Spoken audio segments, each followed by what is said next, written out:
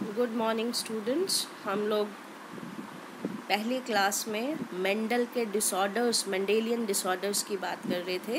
That is the disorders which are inheritable disorders. तो उसमें हम लोगों ने उस दिन हीमोफीलिया, सिकल सेल अनीमिया की बात की थी। सिकल सेल अनीमिया मैंने आपको बताया था ऑटोसोमल लिंक्ड रिसेसिव ट्रेट था, जो कि जब हेट्रोजाइगस कंडीशन में है तो ये अपने आप को एक्सप्रेस नहीं करता है क्योंकि रिसेसिव ट्रेट है, और जब ये होमोजाइगस कंडीशन में है तो पर्सन को सिकल सेल अनीमिया हो जाता है। सिकल सेल अनीमिया एक पॉइंट म्यूटेशन है, आपको बताया था पॉइंट म्यूटेशन, जिसमें सिंगल नाइट्रोजनस बेस के चेंज होने से आपका चेंज हो जाता है। फॉर एग्जांपल यहाँ पे दिया हुआ है नॉर्मल हीमोग्लोबिन में जो कोड है, डीएनए के ऊपर कोड है GAG होता है, जहाँ पे आपका सिकल सेल अनीमिया में एडेनिन की जगह थायामिन आ जाता है, GTG चेंज हो जाता है। ये जो आपका चेंज है, सब्स्टिट्यूशन हो जाता है, उसकी वजह से आपका मैसेंजर RNA में GAG की जगह GUG हो जाता है, और 6th अमीनो एसिड हीमोग्लोबिन के अंदर ग्लूटामिक एसिड की जगह वैलीन आ जाता है, जिसकी वजह से सिकल सेल अनीमिया हो जाता है। ये इम्पॉर्टेंट है, पेपर में आता है। Sickle cell anaemia point mutation को एक्सप्लेन करो, जिसमें सिंगल नाइट्रोजनस बेस की चेंज होने से हीमोग्लोबिन हमारा चेंज हो जाता है। इसके बाद हमने जो डिज़ीज़ करनी थी that is phenyl ketonuria. Phenyl ketonuria again एक इनहेरिटेबल डिज़ीज़ है, ऑटोसोमल रिसेसिव ट्रेट से आपका अफेक्टेड होती है।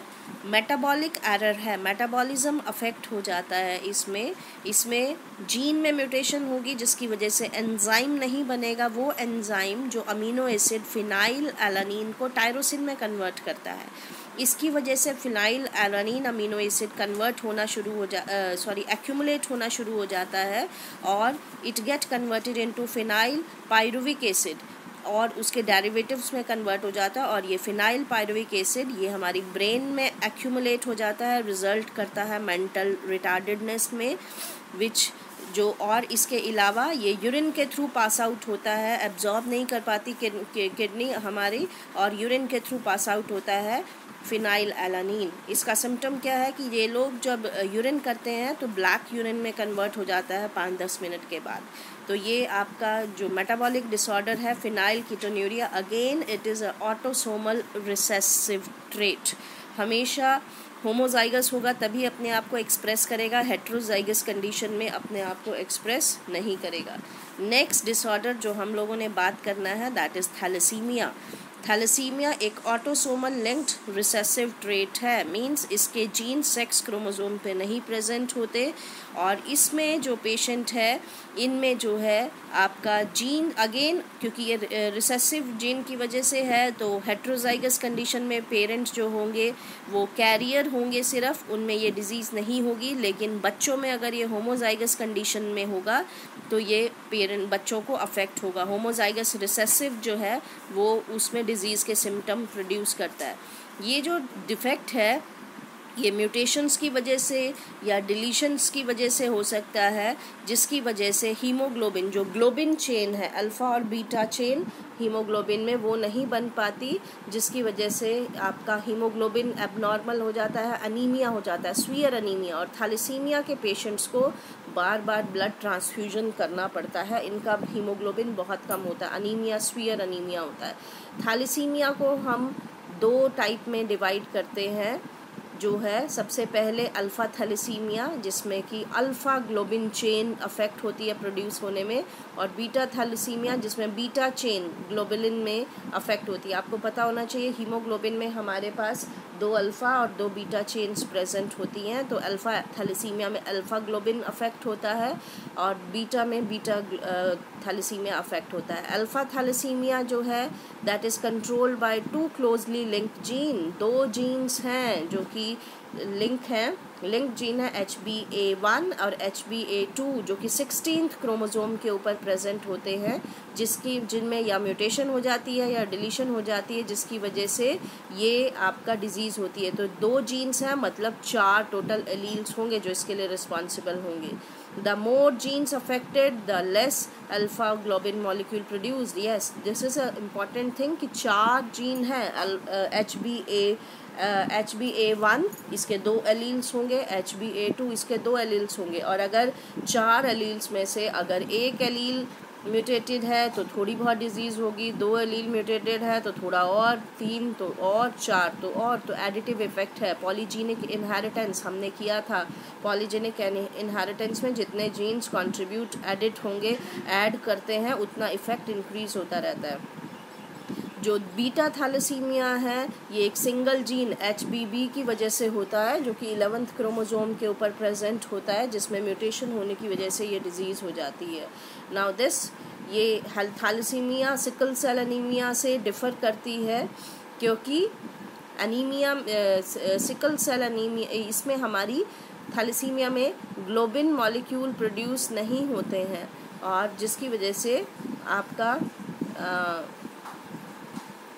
एनीमिया हो जाता है, जबकि सिकल सेल एनीमिया में आपके ग्लोबिन की फंक्शनिंग प्रॉपर नहीं हो रही है। अब उसके बाद हम लोग करेंगे, तो ये सब हमने डिजीज़ेस की ऑटोसोमल लिंक्ड, सबसे पहले हमने सेक्स लिंक डिसऑर्डर किए थे, जिसमें कलर ब्लाइंडनेस है आपकी सेक्स लिंक डिसऑर्डर में, और आपका हेमियोफीलिया किया था सेक्स लिंक डिसऑर्डर। उसके बाद हमने ऑटोसोमल लिंक डिसऑर्डर किए, इन रिसेसिव डिसऑर्डर, जिसमें हमने आपका सिकल सेल एनीमिया किया, थैलेसीमिया किया, इसके अलावा हमने आपका एक और डिज़ीज़ की जिसको कि फिनाइल कीटोन्यूरिया किया। तो ये सब ऑटोसोमल रिसेसिव इनहेरिटेड ट्रेट है। अब हम लोग करेंगे क्रोमोसोमल डिसऑर्डर। ये वो डिसऑर्डर हैं जिसमें जीन्स चेंज नहीं हुए, बल्कि ऑटोसोम्स अफेक्ट क्रोमोसोम का नंबर अफेक्ट हो जाता है। तो अगर हमारा क्रोमोसोम का नंबर 2n ±1 या 2 हो रहा है, तो इसको एन्यूप्लॉइडी कहते हैं, मींस एक क्रोमोसोम का ज़्यादा या कम हो जाना। तो इसकी वजह से एक क्रोमोसोम का ज़्यादा या कम हो जाने से यूजुअली डिजीज़ेस प्रोड्यूस होती हैं, और अगर complete set of the chromosome increase हो जाता है, पॉलीप्लॉइडी होती है, तो उसकी वजह से जाइगेंट्स प्रोड्यूस होते हैं। जाइगेंट्स मतलब डिजीज़ नहीं होती, जस्ट साइज़ इंक्रीज़ हो जाता है।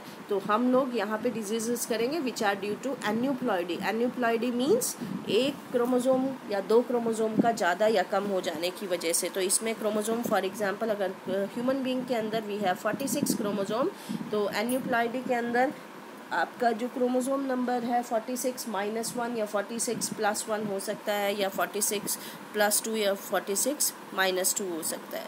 तो यहाँ पे कुछ एक डिजीज़ेस हम लोग करेंगे। सबसे पहले डाउन सिंड्रोम। डाउन सिंड्रोम का यहाँ पे एक बच्चे को दिखाया गया है। डाउन सिंड्रोम जो है हमारा disease, that is due to trisomy of 21st chromosome. Means बच्चे के अंदर जो 21st क्रोमोसोम है उसके पेयर की जगह 3 क्रोमोसोम प्रेजेंट होंगे। मींस कैसे हो सकते हैं कि फीमेल के जब एग प्रोडक्शन हो रही है तो एक एग के अंदर दोनों 21 पेयर आ गए और दूसरे के अंदर एक भी 21 पेयर नहीं आया है, जिसकी वजह से ये डिज़ीज़ प्रोड्यूस हो सकती है। जो बच्चा होगा उसमें ये डिज़ीज़ प्रोड्यूस होगी। तो ये जो है डाउन सिंड्रोम है, और यूजुअली ये डिसऑर्डर जो है एज्ड फीमेल जब कंसीव करती हैं, जो कि 45+ एज में कंसीव करती हैं, उनमें ये एन्यूप्लॉइडी के ज़्यादा चांसेस होते हैं। तो इसके सिम्टम देखिए, फ्लैट बैक ऑफ हेड, पीछे से चपटा इनका हेड होता है, many loops in finger tips, उसके बाद palm crease, broad flat face, और इसके अलावा इनकी टंग जो है रिंकल्ड होती है, प्रोट्रूडिंग होती है, हमेशा बाहर निकली रहती है जीभ इनकी। And congenital heart diseases means पैदाइशी बच्चों में हार्ट डिजीज़ेज़ होती हैं। तो ये आपका पहला हम लोगों ने जो क्रोमोसोम का डिसऑर्डर किया, दैट इज़ डाउन सिंड्रोम। इसके बाद next क्लीनेफेल्टर syndrome. क्लीनेफेल्टर syndrome this is another disease. ये यहाँ पे दिखाया गया है, एक लड़का जो है जो क्लीनेफेल्टर सिंड्रोम से अफेक्टेड है। तो इसके केस में सेक्स क्रोमोसोम ज़्यादा होता है। Male is with 44 plus XXY chromosome, तो it has additional X chromosome. तो एडिशनल X क्रोमोसोम होने की वजह से, जैसे कि फ़ोटो में आपको दिख रहा है, it has developed breast. Male ऐसा होगा जिसमें फ़ीमेल कैरेक्टर होंगी।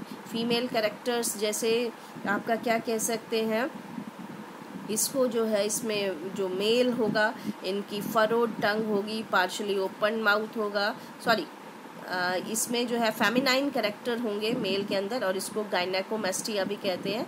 गायनेकोमेस्टिया मीन्स ब्रेस्ट की डेवलपमेंट हो जाती है मेल के अंदर, and usually they are the sterile male. अब उसके बाद नेक्स्ट जो क्रोमोसोमल डिसऑर्डर है, that is Turner syndrome. Turner syndrome, जैसे ये फीमेल दिखाई है, Turner syndrome that is 44 plus XO, ऐसी फीमेल्स जिसमें एक ही X क्रोमोसोम होगा। तो एक X क्रोमोसोम होने की वजह से ये फीमेल्स तो होंगी लेकिन स्टेराइल फीमेल्स होंगी। ऐसी फीमेल्स जो कि इनकी ओवरी जो है वो रूडिमेंट्री होगी, इनकी बाकी के कैरेक्टर्स भी, सेकेंडरी सेक्सुअल कैरेक्टर्स ज़्यादा अच्छे से डेवलप्ड नहीं होंगे। तो ये हम लोगों ने क्रोमोसोमल डिसऑर्डर्स किए हैं कि जो एन्यूप्लॉइडी की वजह से हैं। पेपर में ये 1 या 2 नंबर का क्वेश्चन आता है, इम्पॉर्टेंट है। इसके बाद कल हम लोग इसके क्वेश्चंस को डिस्कस करेंगे, and then we will also talk about the various important concept. Revision के लिए हम लोग करेंगे।